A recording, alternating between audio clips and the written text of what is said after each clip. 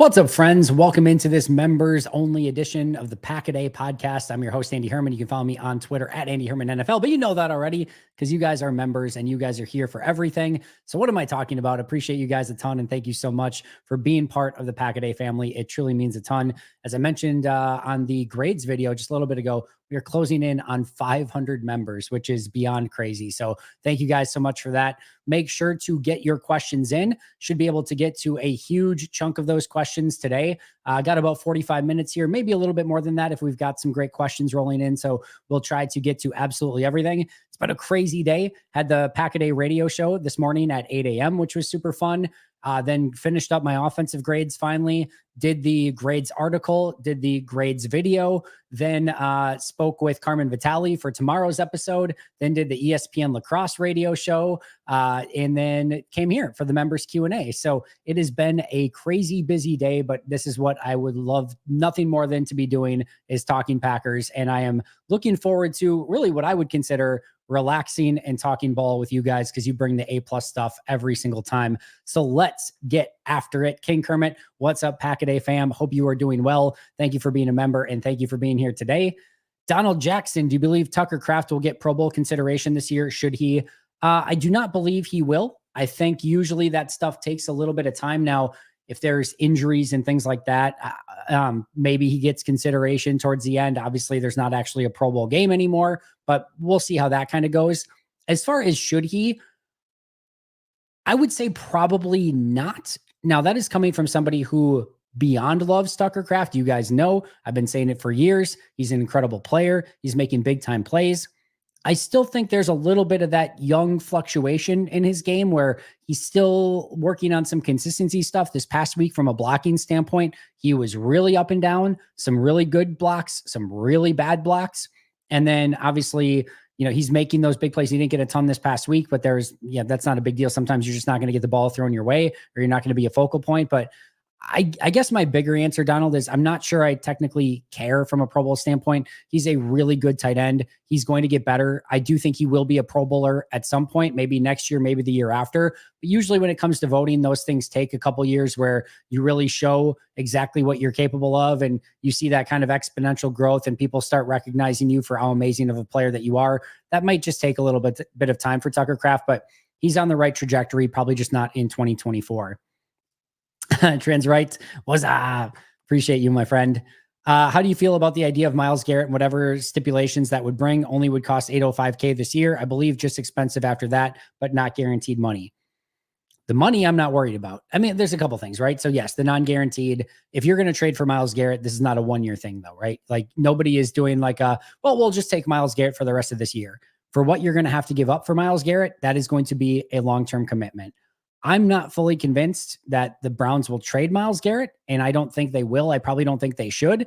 That's just one of those guys that is too good to probably move on from, at least at this point. I know the Browns are in complete disarray and no man's land, but I don't know. I guess I'll believe that they trade Myles Garrett when I see it.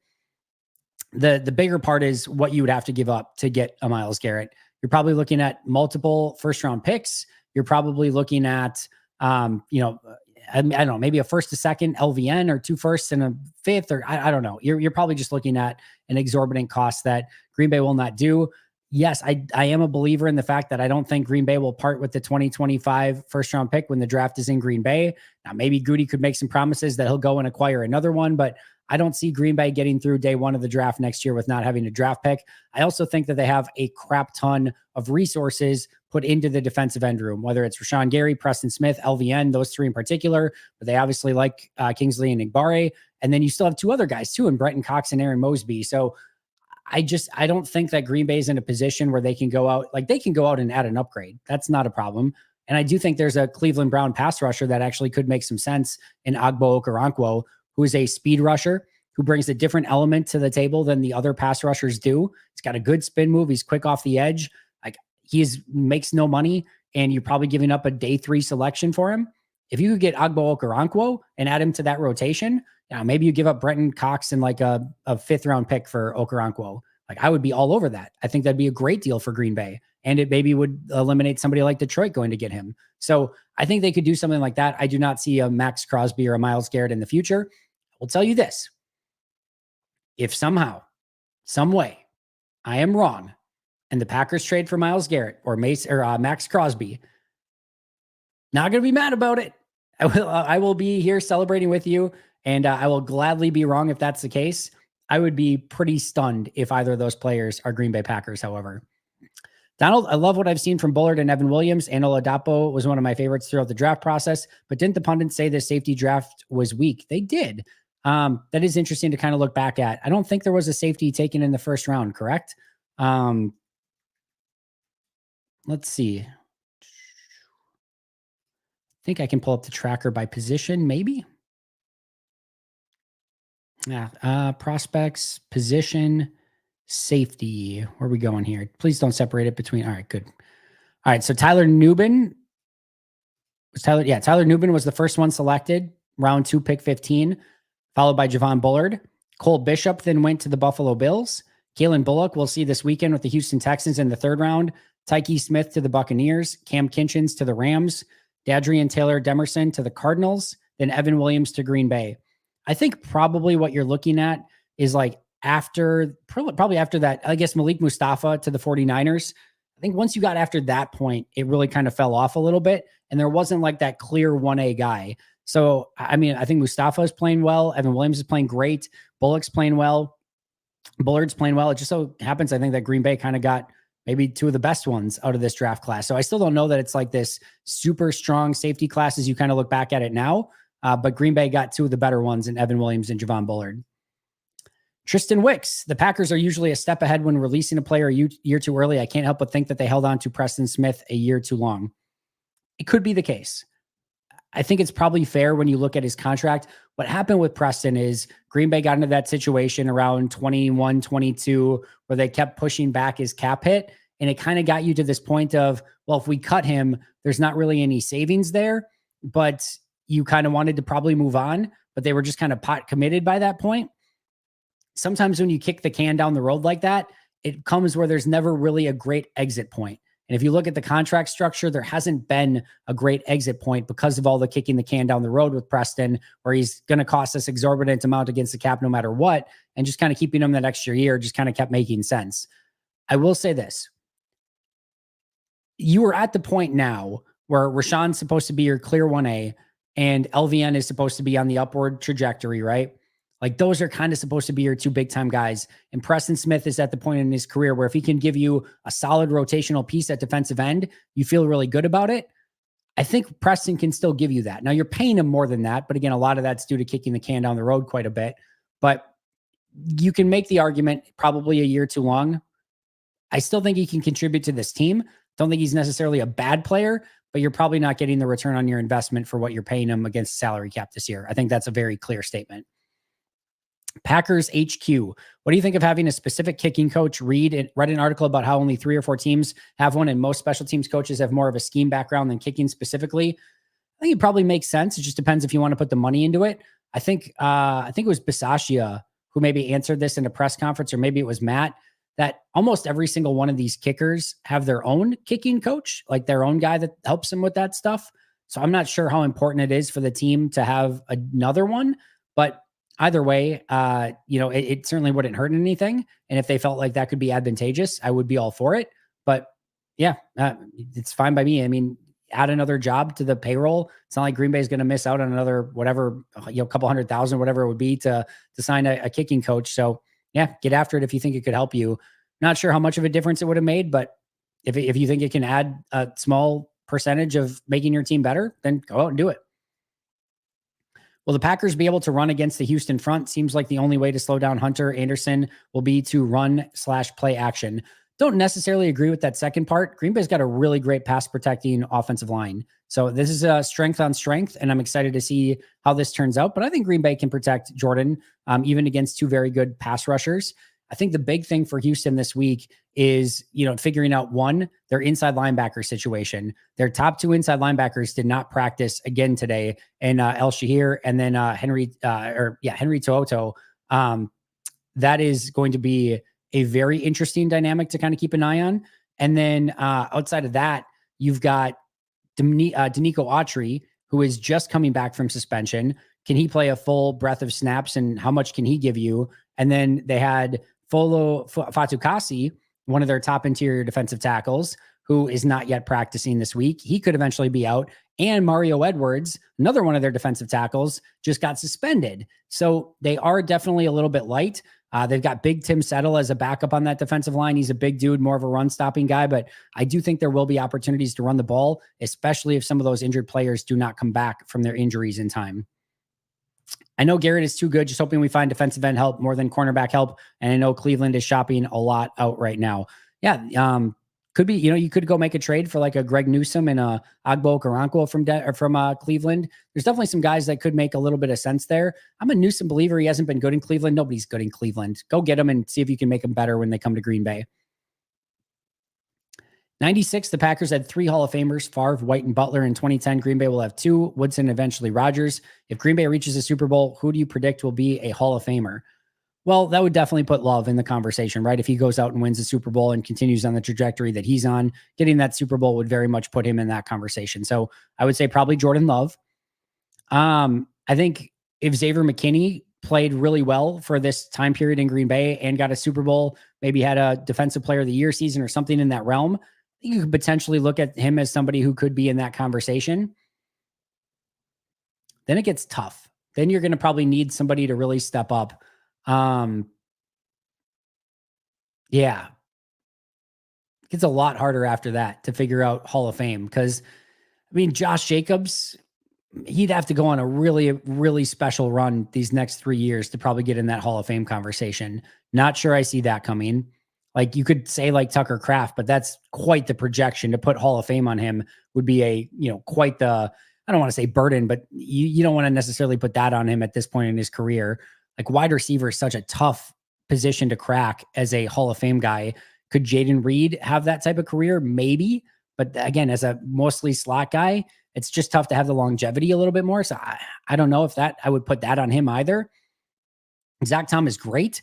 Like, let's see if he can get an all-pro first before we start putting Hall of Fame on that. Elton Jenkins is not going to be there. I mean, maybe Edgerrin Cooper could be that guy. Like if he has a really special career, again, maybe Javon Bullard, maybe Evan Williams. Like we're still very early, but it's tough to start projecting Hall of Fame careers for anyone. So I'll say Jordan and McKinney, maybe. I think those could be within the realm of possibility. And then maybe one other guy steps up and has that type of career. That would be great. When healthy, do you prefer Wicks or Dobbs getting more targets? Right now, 2024, I would say Romeo Dobbs. I think Wicks has had a little bit of a rough start to the season. He's a little bit banged up right now. Obviously, you said when healthy, but I think there's been just something a little bit off with Wicks so far this year. So I kind of feel like right now, Dobbs, Watson, and Reed are your top 3 receivers. And then you get Wicks playing time and you get Melton and Heath playing time as needed. And you see if one of those guys maybe steps up. But for me right now, I'm going to go with Watson, Dobbs, and Reed as my primary until Wicks gets back on that, just the streak that he was kind of showing last year because he's got an unbelievable ability. His route running is amazing. He has a propensity to get open. He's just got to find that rhythm and hold on to the ball right now. If he does that, he can be number 1, like legitimately. He can be that good, but he's got to find that confidence right now, I think. So right now I will go with Romeo Dobbs. Edge or corner, bigger need both at the deadline and moving into this offseason.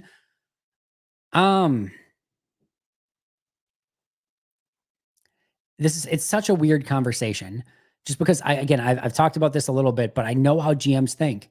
They're going to say, you got Preston, you've got Gary, you've got LVN, you've got Enigbare, and then Cox and Mosby to a lesser extent.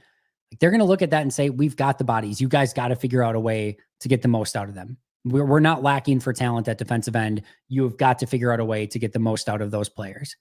And they're not going to add another huge acquisition with a bunch of draft capital and free agent money or salary cap money attached to that. It's not going to happen. Corner can kind of argue the same thing. Like now with Bullard in the slot, you've got Jair, you've got Nixon, you've got Valentine, you've got Ballantyne, you've got Stokes. It's not exactly a complete dearth of talent. You got to figure out a way to get the most out of those players so that your outside corners are good enough. I would actually probably lean a little bit more towards an outside corner. I'm not a Stokes guy. I would love to see him prove me wrong, but I just kind of think it's done. Like, do I think he can be like the fourth, fifth guy? Sure, but I'm not. I'm kind of done with starting snaps for Eric Stokes at this point. I don't think Valentine has taken that opportunity and really grabbed it yet. Do I think there's talent there? Yes, but I don't think he's consistent enough.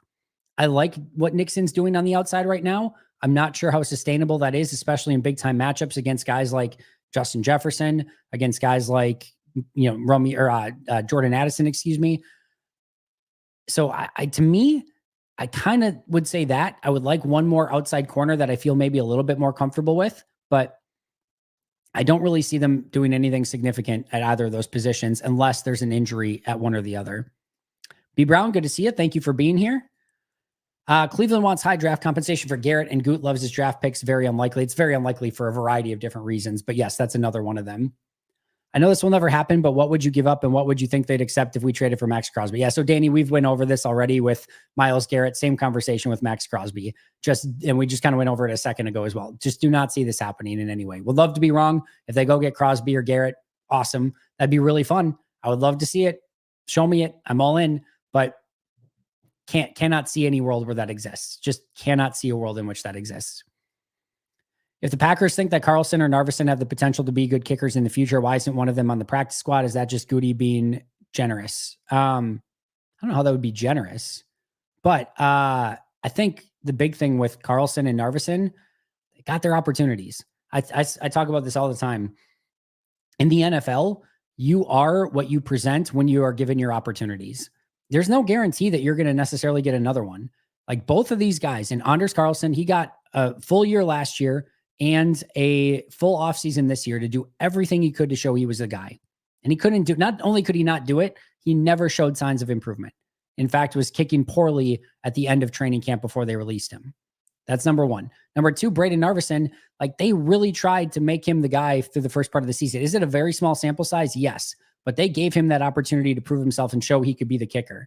Like once you realize like, all right, we gave you your opportunity and you kind of blew it.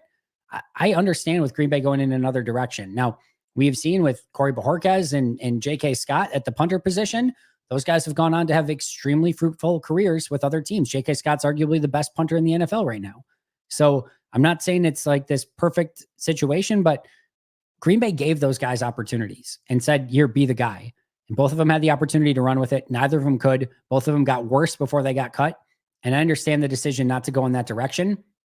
And Green Bay will reevaluate it next year. They'll see what happens with McManus this year. I mean, McManus is old. He's 33. But if it works out, I mean, you have him kick for another couple of years if you wanted to. I mean, guys kick into their 39, 40-year, age in the NFL at kicker. So you could definitely see something like that happen if it went really well. But they'll take this one step at a time, see what McManus can be, and then kind of reevaluate in the offseason would be my guess. Yes, unlikely on Max Crosby, very much so. Rob Westerman, thank you for being here. Good afternoon, Andy. Not a question, but shout out to Card and Coin in Green Bay. Fun little spot that always has unique Packers items whenever I visit. I've not been there yet. I've been to the other card shop in Green Bay, but I've not been to Card and Coin, so I'll have to check that out at some point. Over under 0.5 on missed kicks this week. I'm assuming you mean just for Green Bay. You're saying kicks, so that would be extra points or field goals. I'm a sucker for punishment. I'll take the over. And I'll say that they miss a kick some point this week. I hope I'm wrong. Going forward this season, do you see more snaps of regular nickel or big nickel? That's a great question. I think it's going to be close. I'm going to say big nickel just because I think they want Bullard, Williams, and McKinney on the field as much as possible. That's kind of my ultimate answer here. Is I think this goes back to the O-line conversation. We want our best 5 guys on the field, right? Same thing in nickel. Like if that means Nixon's on the outside and Bullard's in the slot, it means Nixon's on the outside and Bullard's in the slot. You want to get your best 5 guys on the field, and it's really hard to argue that Bullard, Williams, and McKinney should not be on the field on any given play. They are that good. So I'm going to say big nickel, but I do think it's close, and I do think they mix and match it a little bit. As a cop, I appreciate your hesitancy for making any judgments towards the kicker without the facts. Too many people are acting as if he was found guilty of anything. Let the system do its job. Yeah, listen, Brandon, cop or no cop or whatever. How do I want to phrase this? I think I never want to jump to a conclusion on either side. I'm not saying it's such a tough situation and a tough line to straddle one way or the other. I'm not necessarily saying that Brandon McManus should be completely exonerated of everything, or yep, it's just he's clean. We should treat him like everything's perfect. Not necessarily going that far in that direction. I'm not going in the other direction either and saying clearly he's guilty. Like clearly this is a completely innocent person and we should judge him as such.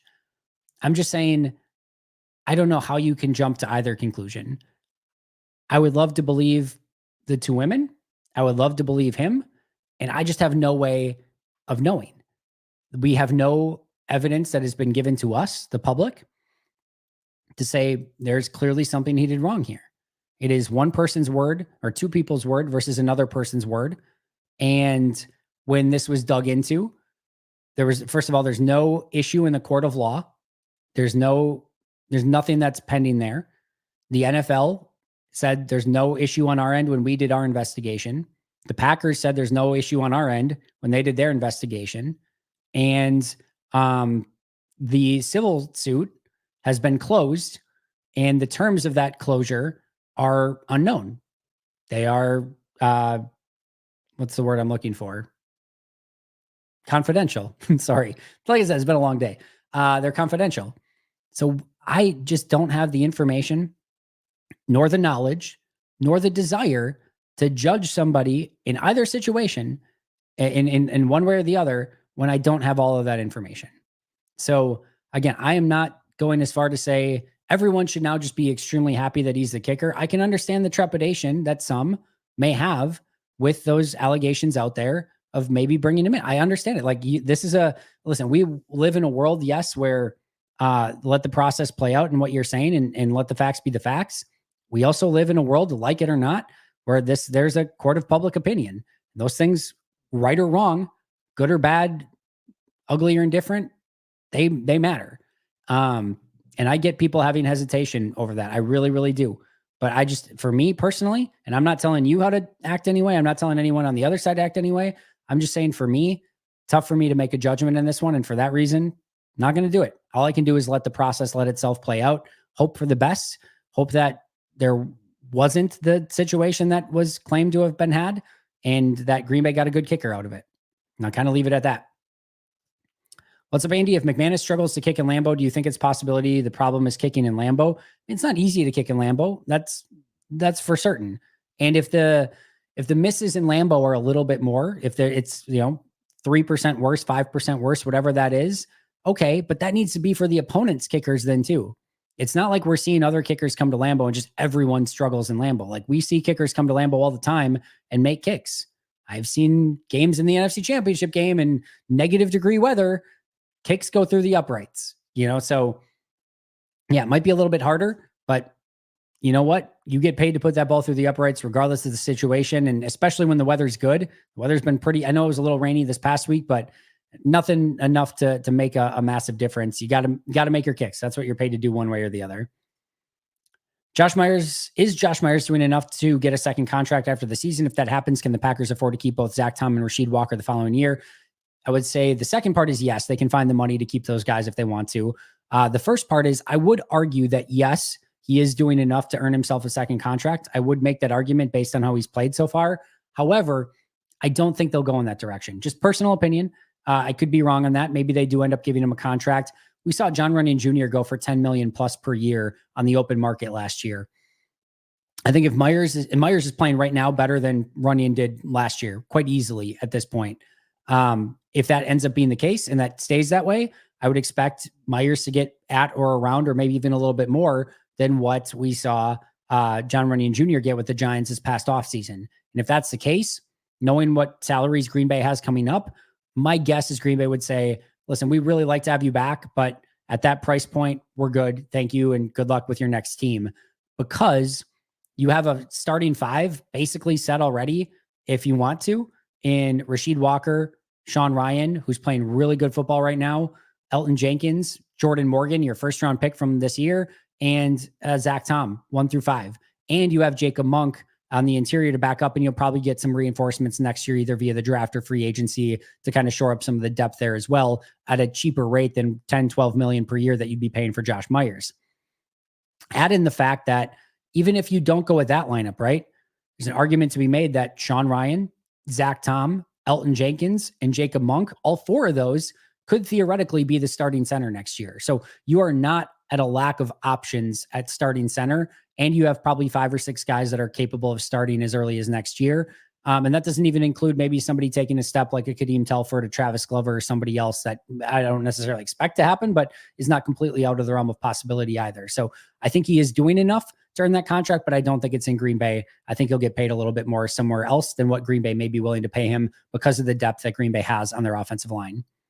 Holy cow, Andy, I made it. Congrats on the radio station, bud. Dan, glad you were able to make it, and thank you so much for that. It's been a really cool first week so far, and excited to get in even more of a rhythm as time goes on and just talk Packers ball Monday through Friday, 8 to 9 a.m. every single day. We'll see if there is a limit on how much Andy the world can handle. We're pushing the limits. We are very much pushing the limits of how much Andy the world can handle, but I guess I'm going to push it to the extreme.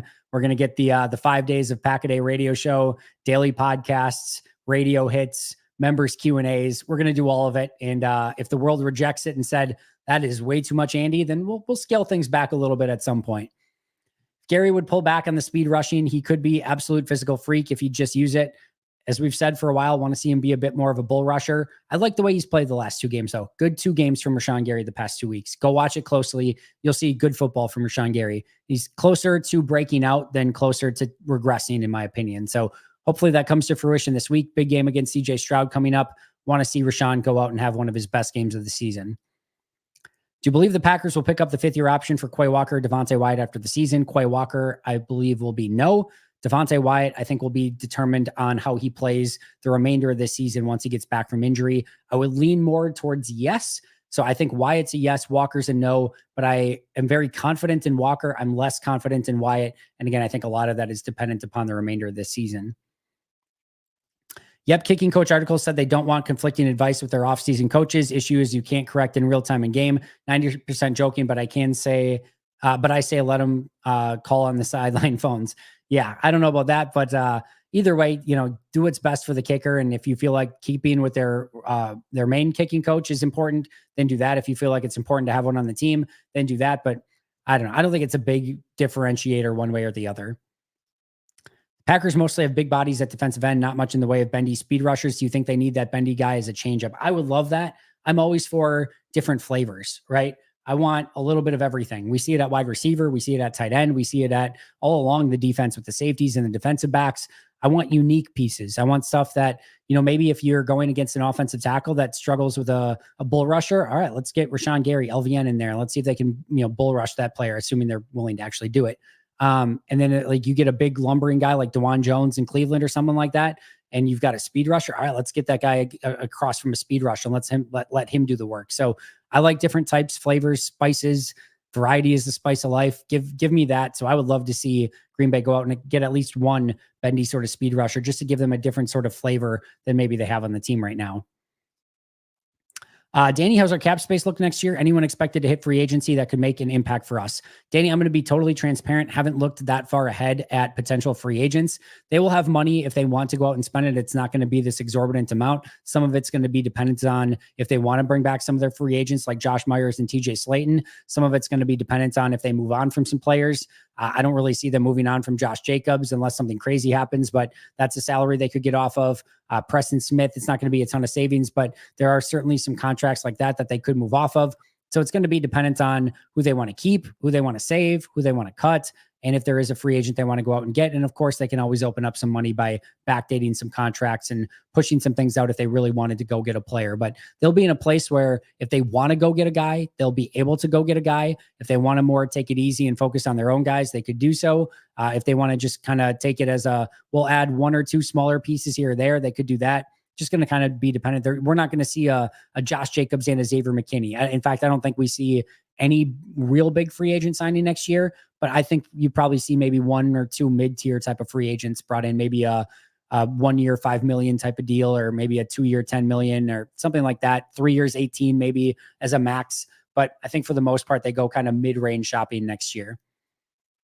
What's good, Andy? Through 6 weeks, I think the Packers safety room is the most improved group in all of the NFL from last year. Can you think of any other challengers? My thought was maybe the Washington quarterback room. That was one that came to mind as well.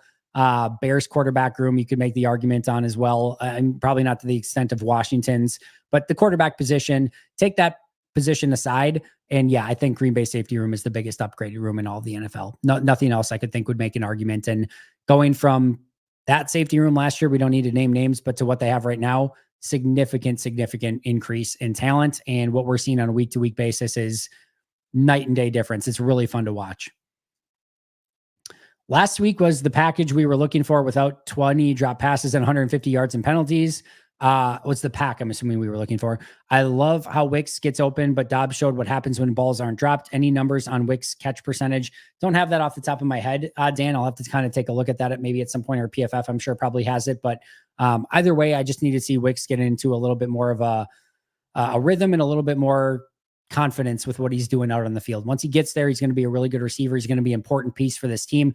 The thing I love about Wicks is he blocks his ass off. Like, he is a really aggressive attacking blocker. Like, he cares about it. He cares what he's doing out on the field. He'll find that rhythm, and he's going to be a really important piece for Green Bay. But for right now, happy with what Dobbs is doing, Watson, Reed, and I'd kind of focus a little bit more on them until I feel just maybe a little bit more confident in Dontavian Wicks. Kimberly's stupid question of the week. What is big nickel? Great question. So your normal nickel is 2 outside corners, an inside corner, and 2 safeties. So 3 corners, 2 safeties, with the slot corner being the third corner, right? Big nickel is 2 outside corners, 2 safeties, and then a third safety lined up in the slot. So not just a safety is usually bigger than a corner. So big nickel, going safety instead of corner in that slot position. So that's all it is. No other major difference.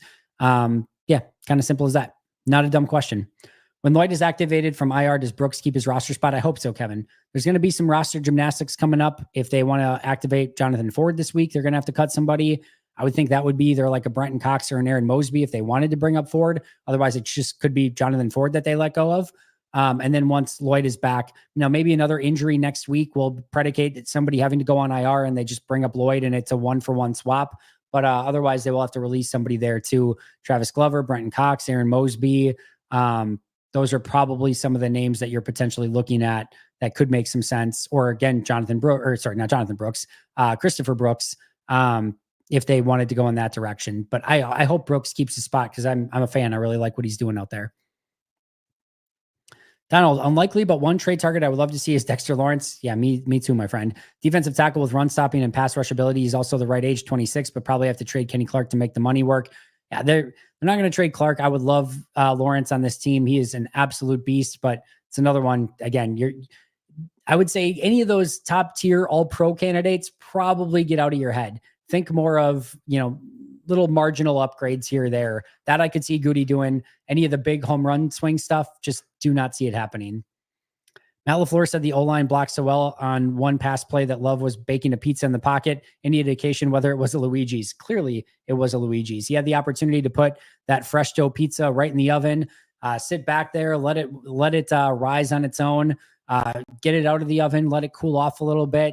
I don't know. Do you guys bat the grease off, or are you keeping? I'm not Luigi's, but in general, are you batting it off with a towel? I'm not a bat guy. I love the whole thing, especially when it comes to Luigi's. And then, he had the ability to eat, 4 or 5 slices, share some with his offensive linemen, and then deliver a ball deep down the field. But of course, it was a Luigi's. I believed it was confirmed to be a Luigi's pizza per sources. Love it. What are your thoughts on Matt Orzech's snapping so far? There was a Reddit thread a few weeks ago analyzing his snapping and how it affected the kicking operation. Richard, the one thing I don't do is go and grade special teams. So I have not taken a close look at it. I don't know. That's the one thing when it comes to nerding out. Justice is the special teams nerd of everyone. He's the one that usually looks at that stuff super close. I just can't get myself to do it. If I thought there was like a huge interest and everyone's like, oh, how did Matt Orzech snap this week or things like that, maybe I would go and do it a little bit more. I feel like I've got enough on my plate and adding a deep dive analysis into long snapping. I just can't get there, my friend. I just can't get that. That's the cutoff. Apparently that's the level of my nerddom. I can't get past, going into special teams and breaking down a bunch of long snaps and stuff like that. Just can't do it. So I'm sorry, but I don't know. I've seen a couple high snaps, nothing that's like completely flashed off the page to me, but from what I've seen with the naked eye, it definitely feels like there's been a few that have been on the higher side of things. Kipperoni 132 made it to say hello and wish everyone a good day. Back to work now. Go Pack Go. Skip that work. Come listen to the podcast. Well, hopefully you can check it out later at least. Do you believe Jonathan Ford has a future with the Packers? We're about to find out in the next couple days, Donald Jackson. Either he gets activated this week or he has to revert back to IR, but he's not hurt anymore. So then they'd have to release him. I don't think there'd really be an injury settlement since he's good to play, but you can't keep him on IR if he's not actually hurt. So we're about to find out by the end of this week as to whether or not Green Bay has a spot for him and they activate him off the injured list and put him on the 53, or if they just decide, you know what, we're going to have to move on. So we're going to find out this week. Dexter Lawrence just signed a 4-year contract this past offseason. Highly unlikely he gets moved. Agree with that. Remember during training camp, you were often mentioning seeing Gary flash in pass rush drills. Have you noticed anything different in him to explain the difference? Not like Packers offensive line can't block. I will say a lot of Gary's dominance was very early on in camp. It was in OTAs, mini camps, and early on in training camp before the pads came on. Once the pads came on, offensive line settled into it a lot more, and the defensive line was not dominating as much. If you remember, the very beginning of camp was when the defensive line was just dominating. Offensive line couldn't do anything. They couldn't block anyone up, and the defensive line was just having a field day. Pads came on, offensive line settled into it, and then after that, defensive line didn't have quite as much impact. So that to me would be the biggest thing. But listen, there's still a really good player in Rashawn Gary. Just needs to kind of, I don't know if I'd say break out of a funk, just needs to find a way to make those big time impact plays. I think he will before the year is done. I really, really do. All right. King Kermit.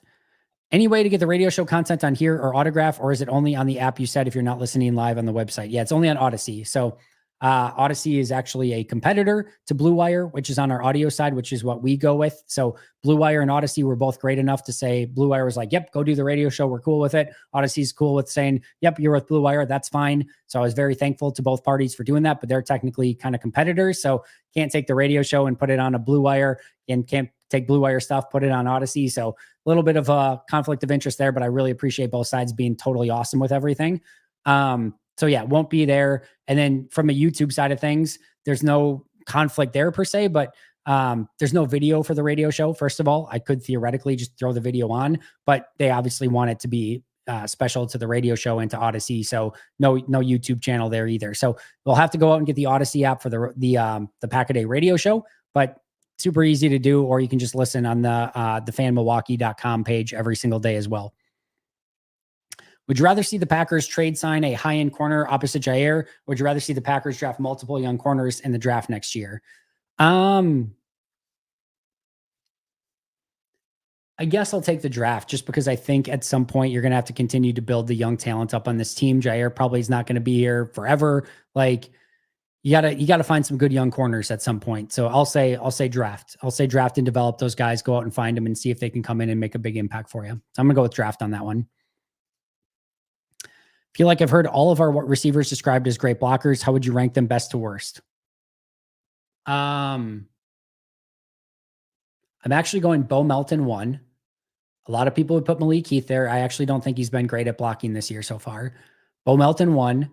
I might actually go Dontavian Wicks 2. Wicks isn't as good at it, but man, does he give full effort. I'm gonna say Melton 1. Watson and Wicks tied for 2. Then I'm going to go Malik Heath. And then Jaden Reed / Romeo Doubs towards the bottom. Reed and Doubs aren't great at it. Reed mostly due to just size, and he's just not the most physical guy. Doubs, the effort isn't quite as good as a blocker, but they're probably at the bottom. Then I'll go Heath a step up after that. And then I really love the effort that Watson and Wicks give. And I actually think Melton is the best at it so far. That's just this year. I'm just going to base it on this year so far. Keep 2, cut 2, Preston Stokes, Quay Wyatt. I'm keeping Wyatt for sure. That one goes without saying. He's a really good player. So I'm keeping Wyatt. I will keep. I'm cutting Stokes for sure. So keeping Wyatt for sure, cutting Stokes for sure. That's easy. I can make an argument that Smith is better than than Walker and gives me more for sure added value because he's a really good run defender. So I would lean towards going that direction. But screw it. I'm going to keep Wyatt and Preston. I will cut Stokes and Quay. I'll go that direction. Gary is not registering sacks like in the past, but he is doing a better job. Is he doing a better job of setting the edge of the season? I've had no issues with his run defense. I don't think it's like elite or anything like that, but he's been a good run defender. And he's also done a much better job of not getting completely taken out of the play. That's one thing he's definitely made an improvement on. You go in the past, there have been plays where he completely rushes way past the quarterback and gets completely taken out of the play. He's not done that as much. So that I very much appreciate out of him. Would you say you've improved at grading since you started 1,000,000%? Absolutely. In fact, the very first year, I think it was 2017, I very rarely bring up those grades or compare 2017 grades just because not necessarily because I felt like I was like way worse at it, but I've definitely evolved. And that year was a slightly different sort of grading style. And it has like evolved a little bit over time. I feel like the last 4 to 5 years have been extremely consistent. But the couple of years before then, 3 years before then, was slightly different than what it is now. And I definitely feel like I learned something every year that I am able to kind of put towards my grading. So it definitely evolves over time. I would say one of the things I wouldn't encourage doing so much, even though I did it in a tweet today, is one, comparing between positions always. It's a little bit, it's not like a perfect baseline for what is the average quarterback to what's the average defensive tackle to what's the average. Like it's not perfectly set up and like, doing the Thanos perfectly balanced position by position. But what it does give you, is who's making the biggest impact on the game. So, your impact on the game is going to be measured in the grades, positive or negative. So, some positions might not just have the ability to impact it quite as much. All right, well, that is going to be telling in the grades. And then again, a quarterback is going to be very telling in the grades because they're always going to make a big impact one way or the other. So it's not a perfect apples to apples. And I don't also necessarily recommend comparing like, all right, well, Jair did this in 2023, but he did this in 2018. Again, the scale evolves a little bit over time, but overall, definitely it's improved. I've improved, and it's just a fun process to go through every year. Still feel like the grades are very telling, and it's played out over time.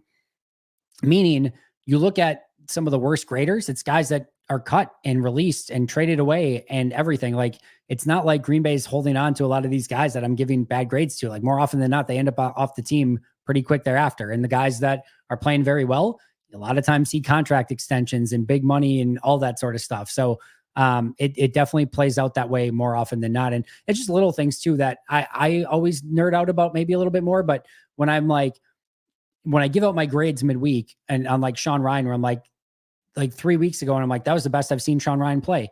And then Adam Stenovich gets in his presser on Thursday. And it's like, yeah, that was the best Sean Ryan ever played. And then the next week I give my grades. I'm like, you know what? Sean Ryan played even better this week than he did a week ago. He was my second highest rated offensive player this week. He was my third highest rated player last week. And then what does Steno do in his press conference? And I'm not the one asking the question. I'm not even in the press conference. Somebody asked him about Sean Ryan again. And he's like, you know what? Sean Ryan was even better this week than he was last week. Like, just little things like that for me are really, really fun to hear, of just like, all right, I'm seeing the right things. It's going in the right direction. Is it perfect? No chance. It's not perfect. It's never going to be perfect. The intention of it is to not be it's never going to be that way. But it gives me a great feel for who's playing well, who's not. It's an indicator for, again, how I evaluate it the same year over year, for the most part, the same year over year, and can get a feel for who's playing well, who's not. And it gives me a different insight on the game than I think anyone else, because I'm going through and grading those players on every play. So super valuable for me, at least. All right, I'm going to go through the rest of these a little bit more lightning round style because I got to get out of here in a little bit here. But any chance Love gets in the MVP conversation after the first 4 games? Yeah, I still think it's a long enough season. He could absolutely get in that conversation. He needs to go on an epic run the rest of the year, but definitely not out of the realm of possibility. Still think he can do it. What's the ceiling for a player like Brooks? I think he can be a really big impact player for this defense. He needs to evolve. He needs to get better against the run, which I think he's taken steps at. And I think he needs to probably learn one more move. He has a great get off and an arm over move that is his go-to. That's good. But teams are starting to pick up on it a little bit more in year 2. So he's got to figure out 1 or 2 more moves in the arsenal. But I mean, Matt, you think of players like even like an Aaron Campman, who in year 2 is nowhere near what he ended up becoming. And I'm not saying they're apples to apples players by any means, but there's a really good player in Karl Brooks. I think he probably is a long-term, really good rotational defensive tackle. I don't know that he ever gets that big-time breakout, and you can always use a guy like that, but there's a really good player in there that if he does have that breakout, he could be a top defensive player for this team. I really believe that. I would say Cullen Jenkins. Cullen Jenkins, I think, is what you hope for in Karl Brooks. I think he could have that Cullen Jenkins sort of impact. And Jenkins was nowhere near in year 2 what Karl Brooks is right now. Nowhere near it. So I'm going to say Cullen Jenkins is where I think that could end up. Does Luigi's Pizza sell merch? Surprised they didn't send you a hat to wear. I don't think they have any merch. Not that I know of. That would be great. I would gladly take a Luigi's hat, though. So the whole Max Crosby trading scenario, just clickbait, or is there something there? I think he stays with the Raiders. I think he's unhappy, and I think everyone kind of wants him to go somewhere else, but I think he stays with the Raiders this year. Maybe they look at something next year. The Raiders need him. I don't think he gets traded. Just my gut instinct. What's Brooks' ceiling up? We just went over that, I should say. I saw a head-scratching take on the interweb saying it's best to draft a QB and start them right away to maximize the rookie contract, unlike sitting the quarterback on the bench a la Mahomes, Rodgers, Love. Well, there's different ways of looking at it.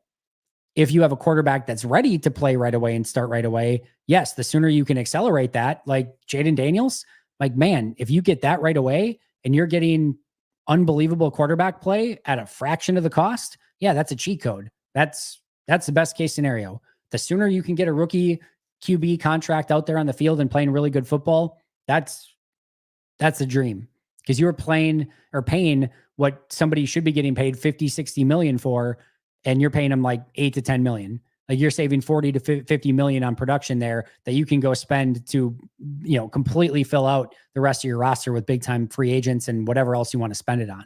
So that's the ideal scenario.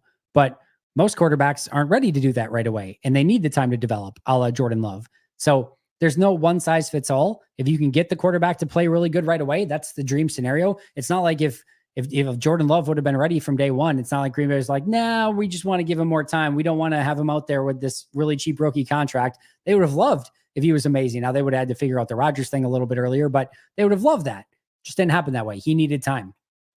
A lot of quarterbacks need time. Most quarterbacks don't get time. But if you can get the rookie quarterback on the rookie deal that's playing out of his mind, like Jane Daniels right now, hell yeah. Every team in the league wants that. Every single team. What's your thoughts on the run game this year compared to last year, personnel scheme, etc.? I've heard that Jacobs, there is a little bit more gap versus zone. I don't know that I've really taken a look at it from a gap versus zone standpoint, but I think the running game's been okay. Don't think it's been great. I think usually their run game takes a little bit of time to get going. I loved what they did in the Indianapolis game. I thought that was a huge performance for the offensive line in the running game. I really like what I'm seeing out of the running backs: Jacobs, Brooks, Wilson, eventually Marshawn Lloyd. I think they got a great stable of running backs. I think Josh Jacobs has been as advertised so far. He's been a good pickup, good player for them. And I think the run blocking just needs to get a little bit better, a little bit more consistent.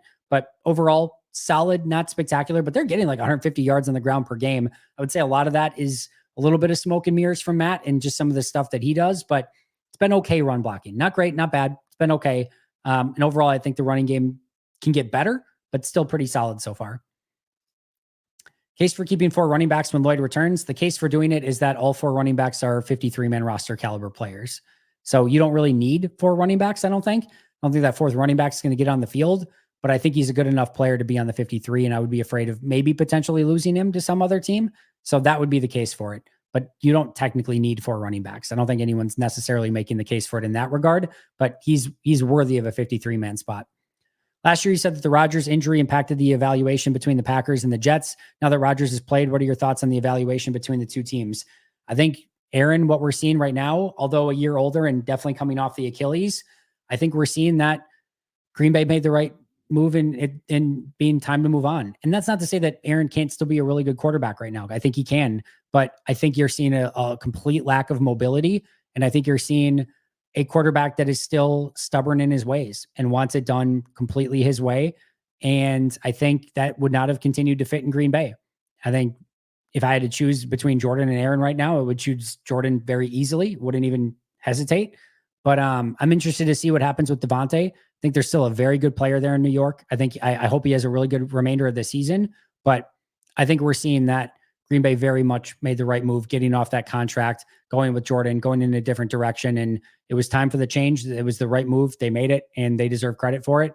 And hopefully the Jets can get their end out of the deal. It's obviously not great so far this year with the 2-4 start. They're doing everything, fired the coach, went out and got Devontae.